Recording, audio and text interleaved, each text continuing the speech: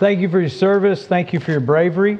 Thank you for your courage as you've served our country. I think in these days when we have online videos that come across our screens from wars that are going on all over the world, it is when you see those videos that come in, you realize the seriousness, I think, of what really goes on. We can glorify and glamorize the fighting and the battles that happen, but truthfully, it was life and death, and watching friends and who gave the ultimate sacrifice. And when you read these days about an army advancing, you know that for them to advance, other people had to be killed and died, and it's just a brutal, a difficult thing. And for some people who have served in combat, some people who have served in our history, they deserve our highest thanks. They deserve our highest thanks. And so today we remember things like that. We remember veterans, and we remember the wars that we fought, and we remember those moments. And as we are remembering things, we remember them because they're important. We remember them because we want to remember the seriousness of it, the sacrifice that was made, because it was important. It meant something. It changed our lives. It gave us really the country that we live in today, the sacrifices so many men and women have made. There are a lot of things in history that are important to remember, too important to think about. And so today, as we open the Bible and as we look at what the Scripture has to tell us in Romans chapter 11, I want us to consider that we should also remember God. And remember not just what God has done in the past and how He has shaped history and brought us to this point, but remember also what that means for us today. Remember what God means for us today. If for no other reason than the simple fact that life is temporary and that we're not going to live forever on this side of things. Life is temporary, but God is not. Eternity is real, and like the book of Ecclesiastes says in Ecclesiastes chapter 7, verse 2, it says, "It is better to go to a house of mourning than to go to a house of feasting, since the house of mourning is the end of every man." It says, it's the end of every man.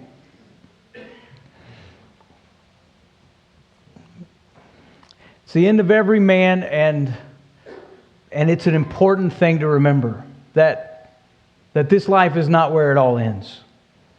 We need to remember the things that are eternal, that are important. So in Romans chapter 11, when we look there today, in Romans chapter 11, we're going to be looking at some verses where Paul is looking back at history. And he's looking back at what God has done. I have no idea what that is. That is really amazing stuff. I'll tell you what, I'm just going to shut that down today. I have no idea what's going on. But when we look in Romans chapter 11, we're looking at a moment in time where Paul is looking back in history. He's looking back in history, and he's seeing what God has done in history. He's seeing how God has sent the Messiah, Jesus, and how His people, the people of Israel, have not accepted, have largely rejected Jesus. He was their Messiah, the Messiah that was promised throughout the Old Testament. And so from Paul's point of view, they're missing it. They're missing it. And so he asked a simple question in Romans chapter 11 and in verse 11. He says, "I ask then, have they stumbled so as to fall?" And he's talking about his own people. He's talking about Israel. Have they missed it? Have they stumbled? Have they missed it for good? He says, have they stumbled so as to fall? He says, absolutely not. On the contrary, by their transgression, by their sin, by the fact that they've rejected the Messiah, he says salvation has come to the Gentiles. That's people who aren't Jewish. Because the people in Israel had rejected Jesus, the gospel had gone to the rest of the world. And so Paul says, God's bringing the gospel, the message of Jesus, to the rest of the world. He says, to make Israel jealous. He was at a moment in history where things weren't settled yet, where God's plan wasn't finished. He wrote the book of Romans. He wrote the letter of Romans maybe in 57 or 58 A.D., and about just a little over 10 years, there wasn't even going to be a nation of Israel. I mean, they were rejecting God's message to them, and they were going to pay a huge price for rejecting God. And for the next 1,800 years, there wouldn't even be a nation of Israel. And at that moment, for Paul, a lot of his Jewish brothers and sisters didn't believe. And from his perspective, they were missing it. But he said right there, he says, even though they're missing it, God's not giving up on them. God's not giving up. And it reminds us today, when we think about God and we remember God, it reminds us of a really important truth. And that is that we can trust God even when things aren't settled. Not only is that true for history, we haven't gotten to the end of history, but we're just going to trust God because He's in control. But it's true for my life. I can trust God even when things aren't settled, even when I'm right in the middle of it. That's what Paul was doing. He didn't know probably that in about 10 or 12 years there wouldn't be a nation of Israel anymore. He didn't know how that was going to turn out, and had he lived to that point, he wouldn't have necessarily known how all that was going to turn out. How long that they would be out of the country, how long before God brought them back, how long before God started finishing up His plan. It's been 2,000 years as God has preached His gospel and preached Jesus to the entire world. Paul probably had no way, unless God tells him, has no way to know just exactly how it's going to work out. But neither do you and I. We're in the middle of our life and we don't know how things are all going to work out. We're trying to get through the week. We're trying to get through the month. We're trying to get through some challenge in our life that we're facing, that we're trying to get over. We don't know how it's all going to work out. But in the middle, when things aren't settled, we can still trust God. Romans chapter 11, verse 12. If you got your Bibles, look there with me. Romans chapter 11, verse 12. Now, if their transgression, if Israel's rejection of Jesus brings riches for the world, because the gospel goes everywhere else, and their failure, riches for the Gentiles, everybody who's not Jewish, if they're hearing the gospel after Israel's rejected it, he says, well, how much more will their fullness bring? Look down there with me in verse 15. He says, if Israel's rejection brings reconciliation for the rest of the world, what will their acceptance mean but life from the dead? Just think how good it's going to be when they do turn to Jesus. Paul is saying, look, it's not over. What God is doing is not over. Right now, because of their rejection of Jesus, the gospel's going to all the world. He's saying, but just think how good it's going to be when they accept Jesus, when they turn to their Messiah. Paul was just in the middle of everything, and he was trusting God when the outcome wasn't settled. In my office, I've got a bunch of pictures, and some of them from World War II, some of them from the Old West. I got Annie Oakley on there. And I like the pictures because they were all black and white pictures that have been colorized. And so they've taken black and white pictures, and through computers and stuff, they figured out how to put the color to them, and it just makes it come alive. You see some of these old pictures, and there's some of them that come from some really big moments in time. There's 4 ladies that are all dressed up in Air Force uniforms, and they're out on an airport, or they're on some sort of deck, and they're walking and smiling, and behind them you can see this bomber, and on the side of the bomber it said "Pistol Packing Mama" on it, is what it said. And so I read up about them. I don't know about the particular ladies, but I guess in World War II the ladies were flying planes from one place to another because they had a shortage of pilots, and so they would fly. They needed to move planes from this place to that place to get them into combat. And so instead of using the combat pilots, they started training the ladies to fly. And ladies hadn't been able to be pilots and all that, but they could train them to do that. They were okay, so they started just helping out by moving the bombers from the United States all the way into the theater, wherever it happened to be, whether it be toward Japan or whether it be toward Europe. And so they were doing that, and they made a huge difference and really helped out the war effort. Back in World War II, we ranked 17th in the world in the size and power of our military. 17th in World War II. That's okay. In the Revolutionary War for Independence, they always described the American military as ragtag. We come a long way since ragtag days. We've come a long way since 17th. It's amazing how much God has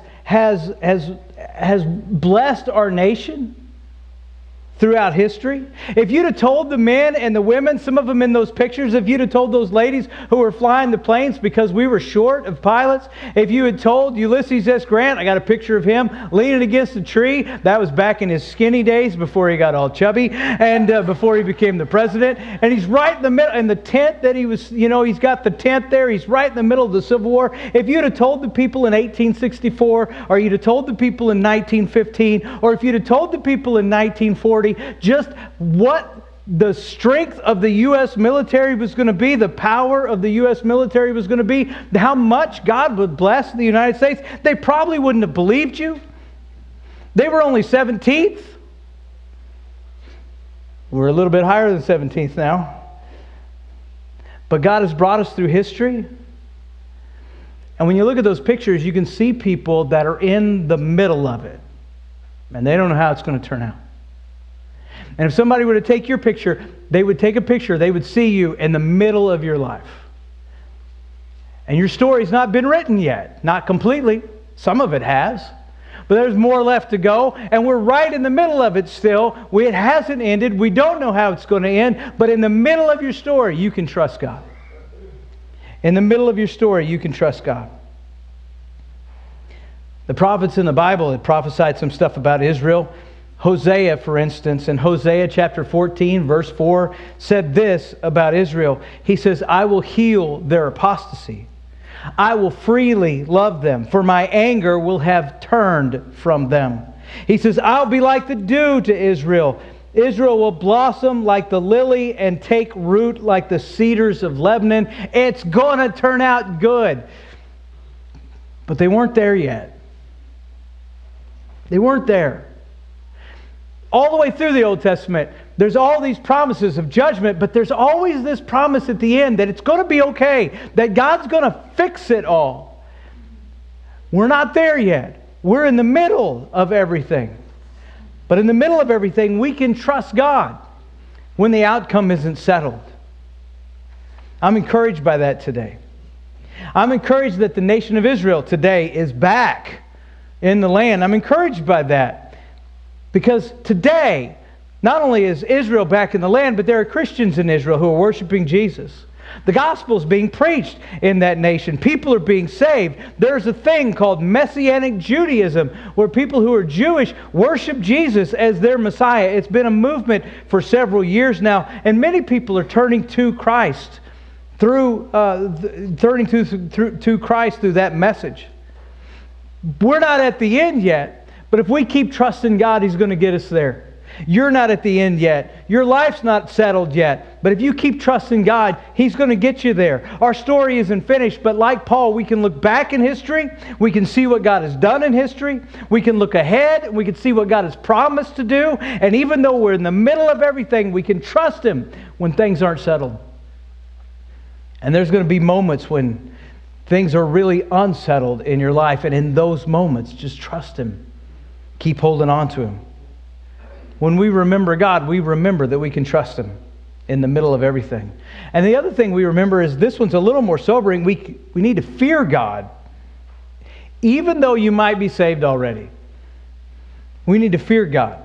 One of the weird things about the Civil War was the first battle had spectators.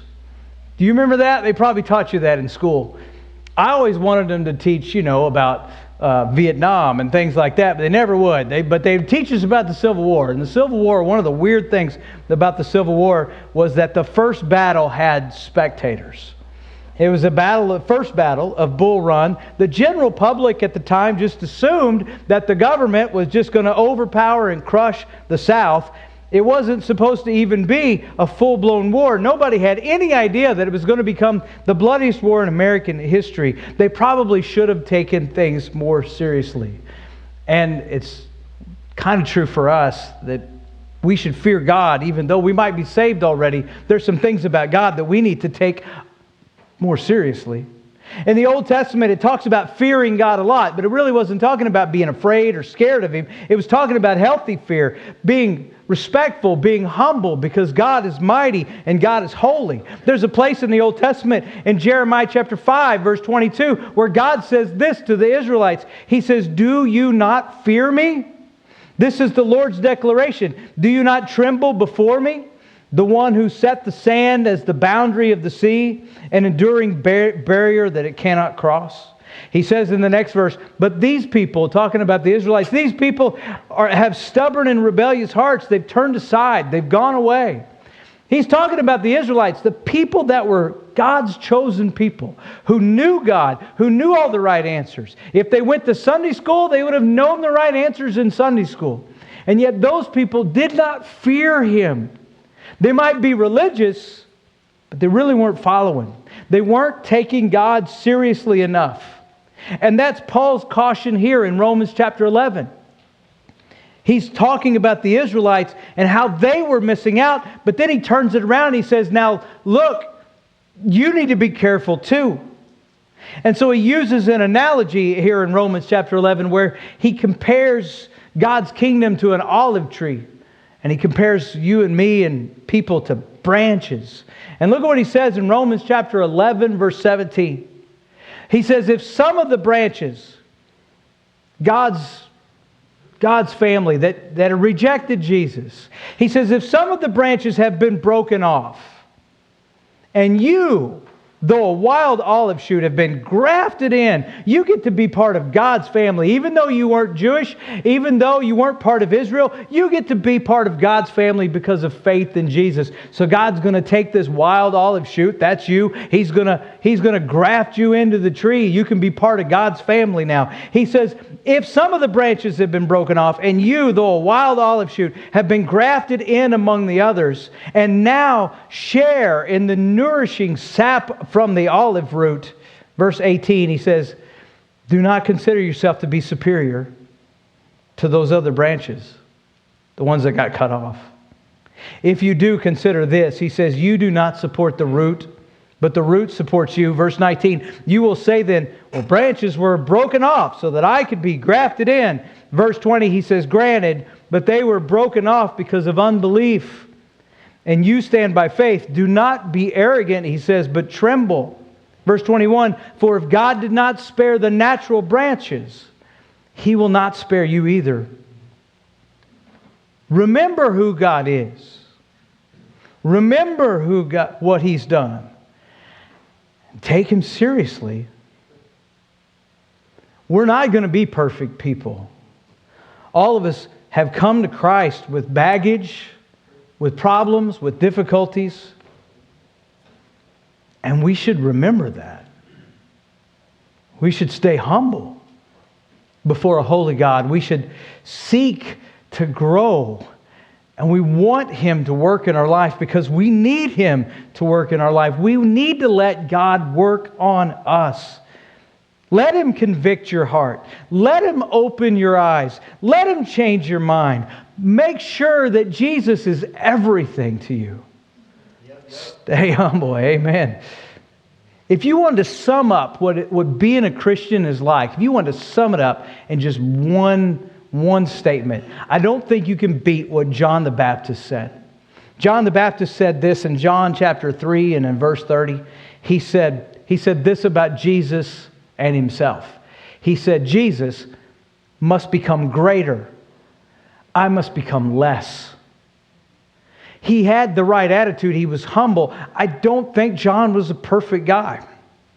The Bible says for all have sinned and fall short of the glory of God. I don't think anybody in this room is a perfect person. But when Jesus keeps becoming greater and we keep becoming less, if He becomes our everything, then we're doing it right. Fear God, even though you're already saved. When we remember God, we remember He's holy, He's righteous, He's so much more than we can ever be. And so we fear Him and we respect Him and we humble ourselves before Him, even though we're already saved. And we trust Him when things aren't settled. And then finally, we do one more thing. We run to God and we make room for others. We run to God and we make room for others. I had a friend of mine who was a sergeant in the military in Iraq. He said the toughest soldiers that he ran into in Iraq, I know you think I'm going to say the Marines, but the toughest soldiers that he ran into in Iraq, he says by far, were the South Koreans.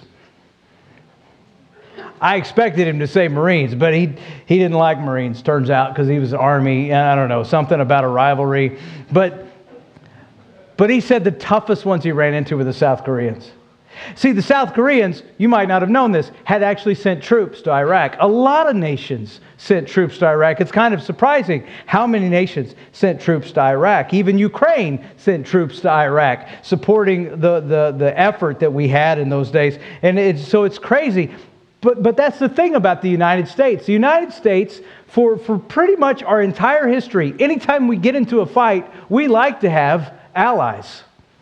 You go all the way back to the War of Independence, and we have France that came into the war and helped us against the British in the Revolutionary War. But in almost every conflict we've ever been in, we always want to surround ourselves with allies. And we come to the aid of our allies.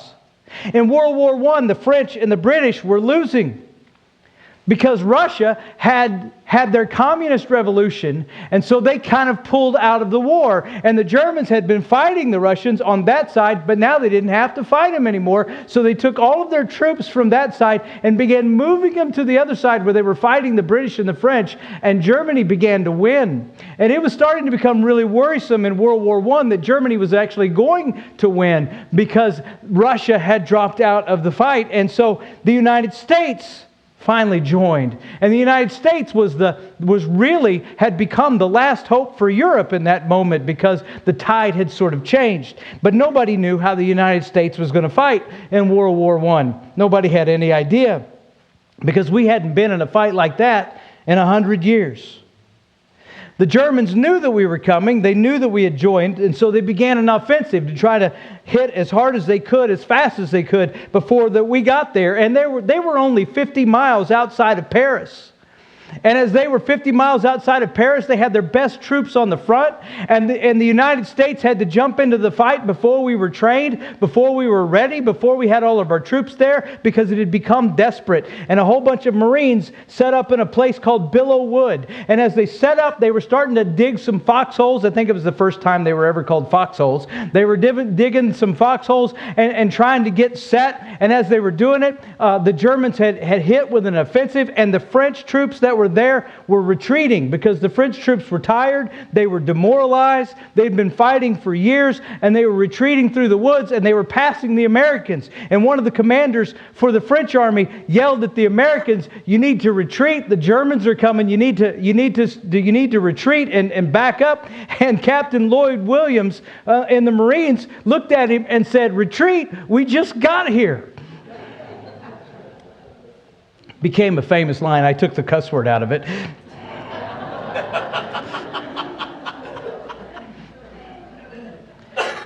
In that moment, they needed allies. And we've always needed allies. The Marines stopped the Germans in that wood. It became a famous battle. And up until that moment, it was the worst, bloodiest battle the Marines had ever been in. But they stopped the Germans. And because people allied together, they won the war. And you and I are in a spiritual battle. And there are moments when we need allies. And we can run to God. But while we're running to God, let's also make room for others. You can see it in Paul's attitude. In Romans chapter 11, verse 23, he says, if they do not persist in unbelief, if the Israelites do not persist in unbelief, they'll be grafted back in. He says, for God is able to graft them in again.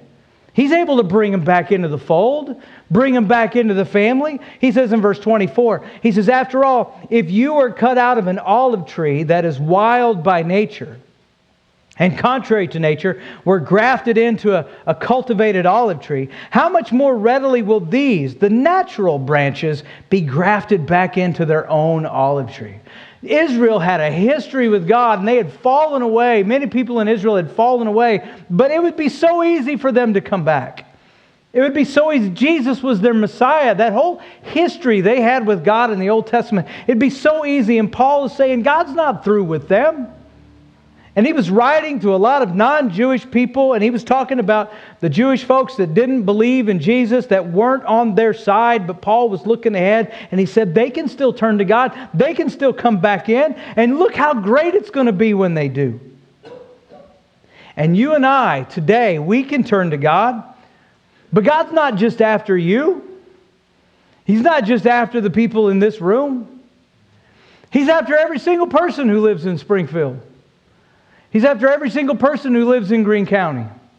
He's after every single person who lives in the state of Missouri or the United States or the world today. And we want to make room for as many as possible because He's after them all.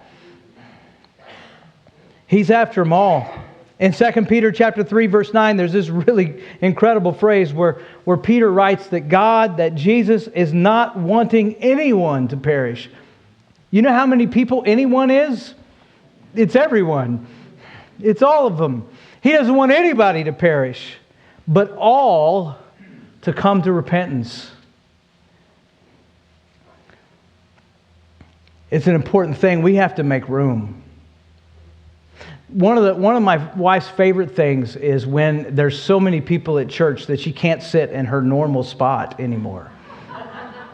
Now, not everybody is excited about that sort of thing. Some people get a little bit annoyed about that because, you get that spot in the church that you sit, and that sort of kind of becomes your spot. And then you show up late just one time, and there's a million people. It happened a little bit today because there you are. You're not in your normal spot. And one day, right in the middle of service, she got here kind of late with some friends, and we were singing, and they all just marched up, and I knew what had happened. We were really crowded that day, and her seat was gone. And so they marched, and she sat right there. And let me tell you, that makes a preacher nervous when his wife is right there. I mean, you don't know. She might get the spit wad shooter out, and you have no idea. But that's one of her favorite things, is because when she gives up her seat, she knows somebody else is here that isn't usually here. That's the thing. We should be excited about that. We should make room in the pew. We should make room in our church. It's not always easy. We have jobs that we do in the church. We don't want to give them up. We like doing them. That sort of becomes our job, but we need more people. Not because they can do the job better. Maybe they probably can't, but because God is after everybody. So we make room. His boat's big enough for all of us. And so today we remember veterans. But let's also remember God. He's been with our nation. He's been with us through the wars. But He's also been with you in your history and in your church's history. And He'll be with you in the future as well. We can trust Him even when things aren't settled. We can fear Him even though we're already saved. We can run to Him, and we can make room for more. And I invite you to do that today. We're going to sing a song, and as we do this very next song, you can meet me right up here in this front pew. And today, you can put your faith in Jesus. Today, you can be baptized into Christ. Today, you can make this a day when God brings you into the kingdom, where you can trust Him even though your life's not settled, where you can obey Him and fear Him and follow Him throughout your life, where you can know that He's made room for you because He's after all of us. So I invite you today to come to Jesus as we stand and as we sing.